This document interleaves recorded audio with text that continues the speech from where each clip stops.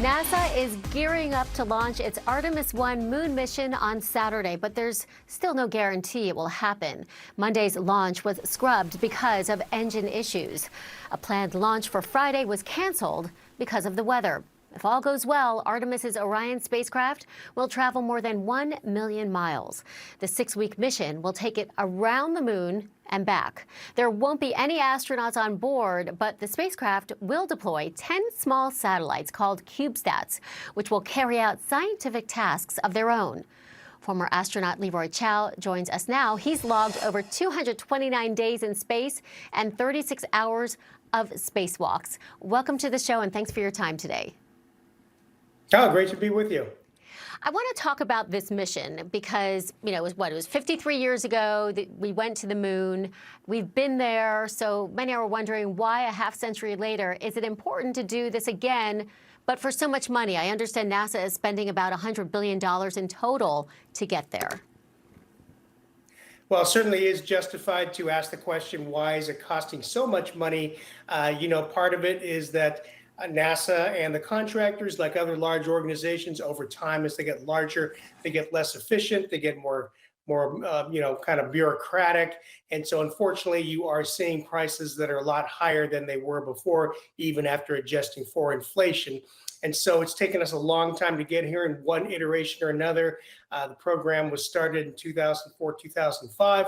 This particular rocket has been being in development since 2010.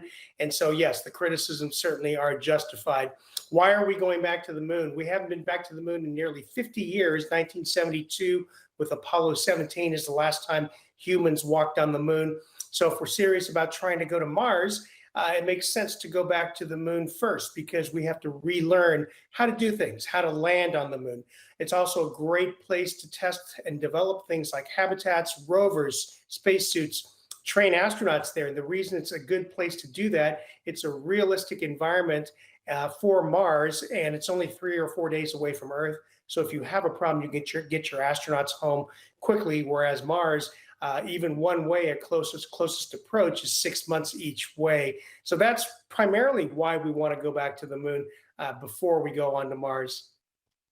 I want to talk a bit about the bureaucracy that you mentioned, because, we see private space companies, like SpaceX, for example. They're part of the landscape of space exploration now, and they're doing it cheaper and faster.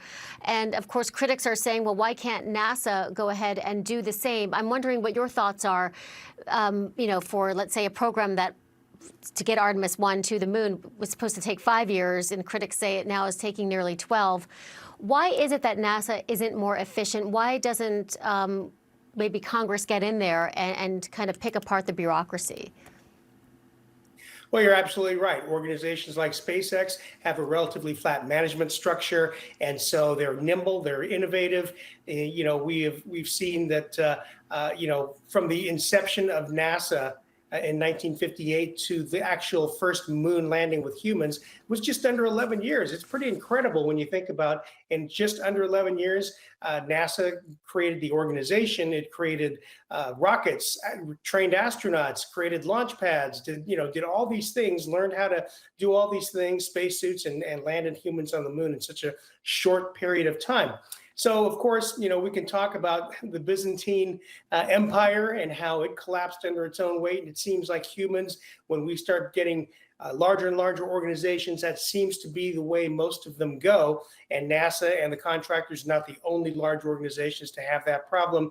You can point to the federal government. You can point to most large corporations and say, gee, you used to do things so quickly and so nimbly. So yes, we are excited about SpaceX and companies like SpaceX. They've done so much with so little in such a short period of time.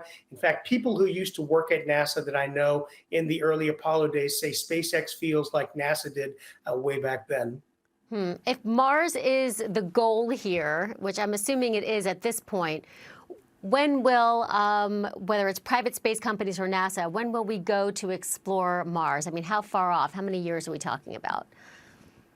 Sure. Well, Elon Musk said he started SpaceX because he specifically wants to go to Mars. In fact, he wants to build colonies on Mars. He himself wants to go live on Mars.